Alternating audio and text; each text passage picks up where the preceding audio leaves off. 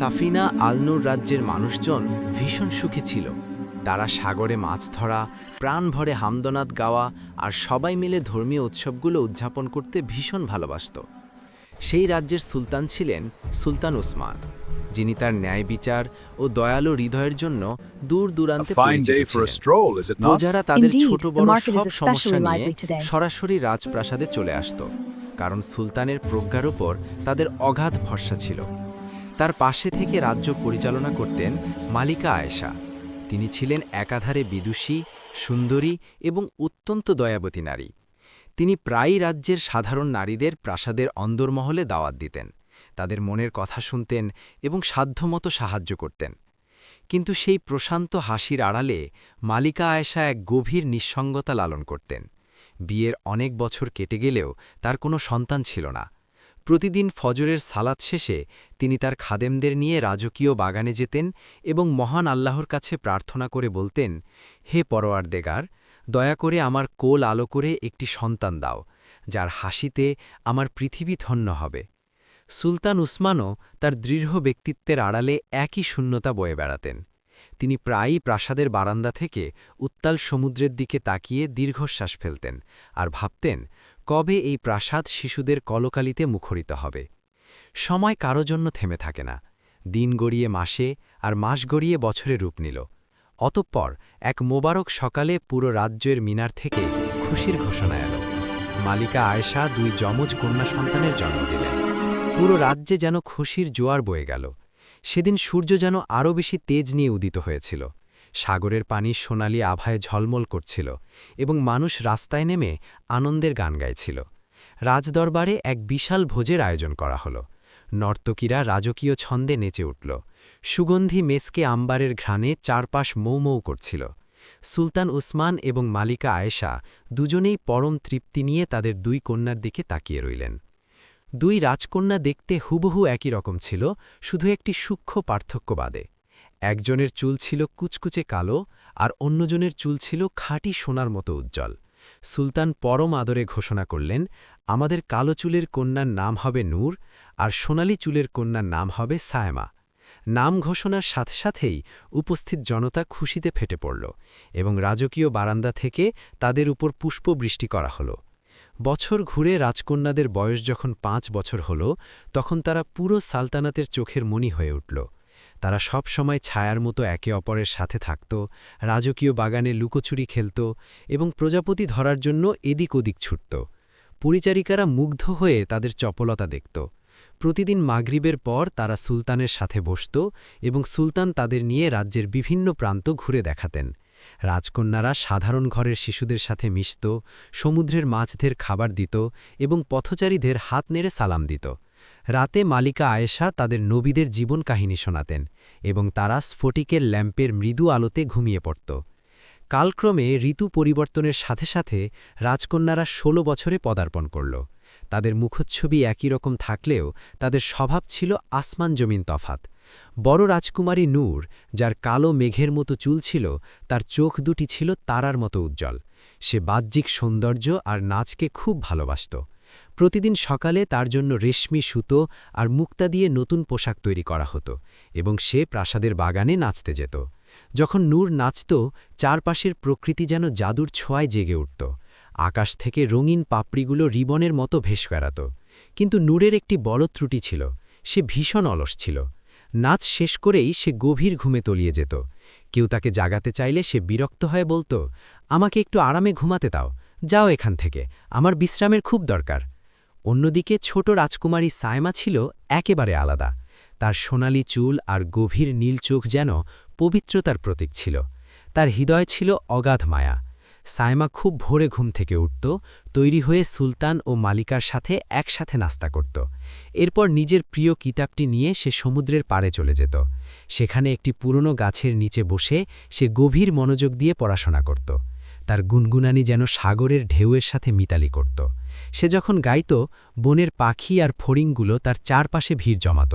তার মন ছিল পরোপকারে মগ্ন। সে প্রায় বাজারে গিয়ে গরিবদের মুদ্রা বিলিয়ে দিত আর অনাথ শিশুদের জন্য খেলনা নিয়ে যেত। সুলতান এবং মালিকা দুজনেই সায়মার এই মহৎ গুণের জন্য গর্ববোধ করতেন কিন্তু নূরের অলসতা দেখে মালিকা আয়েশা চিন্তিত হয়ে একদিন বললেন, আমি জানি না নূরের ভবিষ্যৎ কি হবে, তার এই উদাসীনতা আমাকে কষ্ট দেয়। সুলতান উসমান মৃদু হেসে বললেন, চিন্তা করো না মালিকা, সময় হলো সবচেয়ে বড় শিক্ষক, একদিন সে নিজেই সব দায়িত্ব বুঝে নেবে। অবশেষে রাজকন্যাদের জন্মদিনের সেই মাহেন্দ্র ক্ষণ ঘনিয়ে এলো। পুরো প্রাসাদ সাদা ও লাল গোলাপ দিয়ে সাজানো হলো। ঝকঝকে মুক্তা আর সোনালি জড়িতে প্রতিটি স্তম্ভ মোড়ানো হলো। দুই রাজকন্যার জন্য বিশেষ দুটি পোশাক প্রস্তুত করা হলো। নূরের পোশাকটি ছিল কালো আর রূপালী রঙের, যা দুর্লভ কালো হীরা দিয়ে খচিত ছিল, আর সাইমার পোশাকটি ছিল লাল আর সোনালি, যা দেখতে ভোরের সূর্যের মতো দীপ্তিময়। প্রাসাদের আঙিনায় বিশাল শামিয়ানা টাঙানো হলো, যেখানে রাজ্যের সেরা সব খাবার সাজানো ছিল। অতিথিরা দেশ বিদেশ থেকে আসতে শুরু করল। সুরের ঝংকারে চারপাশ মুখরিত হয়ে উঠল। সুলতান উসমান ও মালিকা আয়েশা তাদের আসনে বসার পর দুই রাজকন্যা সামনে এলো। সাইমা আগে মঞ্চে উঠে বিনয়ের সাথে বলল, আমি এই খুশির দিনে সবার জন্য একটি গান গাইতে চাই। তার সুললিত কণ্ঠ যখন ভেসে আসলো, মনে হলো পুরো রাজ্যে যেন প্রশান্তি নেমে এসেছে। এরপর নূর আসলো তার কালো ঝলমলে পোশাকে, যাকে রাতের আকাশের ধ্রুবতারার মতো মনে হচ্ছিল। সে মুচকি হেসে বলল, এখন আমি তোমাদের এমন এক নৃত্য দেখাবো যা তোমরা আগে কখনো দেখনি।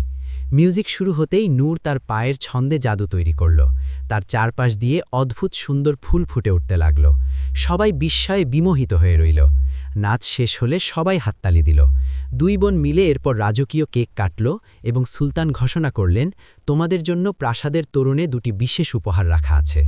দুই বোন কৌতূহলী হয়ে প্রাসাদের ফটকের দিকে দৌড়ে গেল। সেখানে দুটি অতি সুন্দর সাদা ঘোড়া দাঁড়িয়েছিল। একটি সাজানো ছিল লাল আর সাদা ফুল দিয়ে, অন্যটি গোলাপি মুক্তা দিয়ে। নূর ঘোড়ার উপর চড়ে বসে হেসে বলল, এখন থেকে আমি আর এক পাও হাঁটব না, তুমি আমাকে পিঠে নিয়ে যেখানে খুশি চলে যাবে। সুলতান ও মালিকা নূরের কথা শুনে কিছুটা আশ্চর্য হলেন, কিন্তু সাইমা তার ঘোড়াটির কপালে মায়া ভরে চুমু খেয়ে বলল, আমরা দুজন মিলে আল্লাহর এই বিশাল পৃথিবীটা ঘুরে দেখব। কিছুদিন পর সুলতান ও মালিকা সিদ্ধান্ত নিলেন যে তাদের সন্তানদের এবার সত্যিকারের দায়িত্ব শিখতে হবে। সুলতান একদিন ডেকে বললেন, মা নূর ও সাইমা, তোমরা এখন বড় হয়েছ, এখন তোমাদের রাজ্য পরিচালনার ভার বুঝতে হবে। পরিচারিকা যখন নূরকে ডাকতে গেল, নূর বিরক্ত হয়ে বলল, আবার কি হলো, আশা করি কোনো বোরিং লেকচার শুনতে হবে না। তবে শেষ পর্যন্ত দুই বোন সুলতানের সামনে এসে বসল। সুলতান বললেন, আমাকে এবং তোমাদের মাকে জরুরি কাজে সমুদ্র পাড়ি দিয়ে অন্য দেশে যেতে হবে, এই কদিন তোমরাই এই রাজ্য সামলাবে।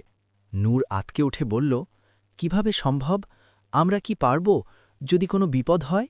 মালিকা আয়েশা অভয় দিয়ে বললেন, নিজেদের ওপর বিশ্বাস রাখো, তোমরা অবশ্যই পারবে। সাইমা দৃঢ়ভাবে মাথা নেড়ে বলল, আমরা আমাদের সর্বোচ্চ চেষ্টা করব আব্বাজান। নূরও অগত্যা রাজি হল, কিন্তু তার মনের কোণে ভয়ের মেঘ জমেছিল। সুলতান ও মালিকার জাহাজটি যখন দিগন্তে মিলিয়ে গেল, তখন সাফিনা আল নূর রাজ্যে এক থমথমে নীরবতা নেমে এলো। প্রথম কয়েকদিন সাইমা খুব ভোরে উঠে রাজ্যের উজিরদের সাথে কথা বলত, বাগানের মালিদের খোঁজ নিত আর প্রজাদের অভাব অভিযোগ শুনত। সে নিশ্চিত করত যে প্রতিটি জেলে যেন নিরাপদে ফিরে আসে। কিন্তু নূর তার সকালটা আয়নার সামনেই পার করে দিত। সে নতুন নতুন গয়না পরা আর চুল সাজাতেই ব্যস্ত থাকত। প্রাসাদের কোনো রিপোর্ট তার কাছে নিয়ে আসলে সে আলতো করে সরিয়ে দিয়ে বলত, এসব দেখার জন্য তো সাইমা আছেই, আমি পরে দেখে নেব। ধীরে ধীরে রাজ্যের শৃঙ্খলা ভেঙে পড়তে লাগল। প্রাসাদের ফোয়ারাগুলো বন্ধ হয়ে গেল। মালিরা অলস হয়ে পড়ায় ফুলগুলো শুকিয়ে যেতে লাগল। প্রজারা নূলের দেখা পাওয়ার জন্য অপেক্ষা করে ফিরে যেত। সাইমা একা হাতে সব সামলানোর চেষ্টা করলেও নূরের নির্লিপ্ততা তাকে কষ্ট দিত। একদিন হঠাৎ আকাশ কালো করে ঝড় নামল। সমুদ্রের উত্তাল ঢেউ একটি খাদ্যবাহী জাহাজ চরে আটকে গেল। সাইমা খবর পাওয়া মাত্রই ঝড় বৃষ্টির তোয়াক্কা না করে সৈন্যদের নিয়ে সেই জাহাজ উদ্ধারে ছুটে গেল। সে সারা রাত ভিজে ক্লান্ত হয়ে মানুষের জীবন বাঁচাল। নূর প্রাসাদের ভেতরে জানালার পাশে দাঁড়িয়ে সেই দৃশ্য দেখছিল। সে দেখল তার বোন সাইমা কিভাবে মানুষের ভালোবাসায় সিক্ত হচ্ছে। সেই প্রথম নূরের মনে হল যে কেবল রূপ দিয়ে মানুষের মন জয় করা যায় না, মানুষের সেবা না করলে সৌন্দর্য ম্লান হয়ে যায়। পরদিন সকালে নূর অন্য এক মানুষে রূপান্তরিত হল। সে সাধারণ পোশাকে উঠে সাইমার সাথে দরবারে বসল। সে নিজে বাগানে গিয়ে মালিদের উৎসাহ দিল, জেলেদের সাথে বসে তাদের সমস্যার কথা শুনল। নূরকে সাধারণ মানুষের মাঝে দেখে সবাই ধন্য ধন্য করতে লাগল। কয়েক সপ্তাহ পর যখন সুলতান ও মালিকা ফিরে এলেন তারা দেখলেন রাজ্যটি যেন আগের চেয়েও বেশি নূরে ঝলমল করছে। প্রজারা রাজকন্যাদের জয়গান গাইছে। সুলতান গর্বিত হয়ে বললেন, আমি আজ নিশ্চিন্ত যে আমার এই সালতানাত এখন যোগ্য হাতে আছে। সেই রাতে চাঁদনি আলোয় পুরো রাজ্যে খুশির জোয়ার নামল।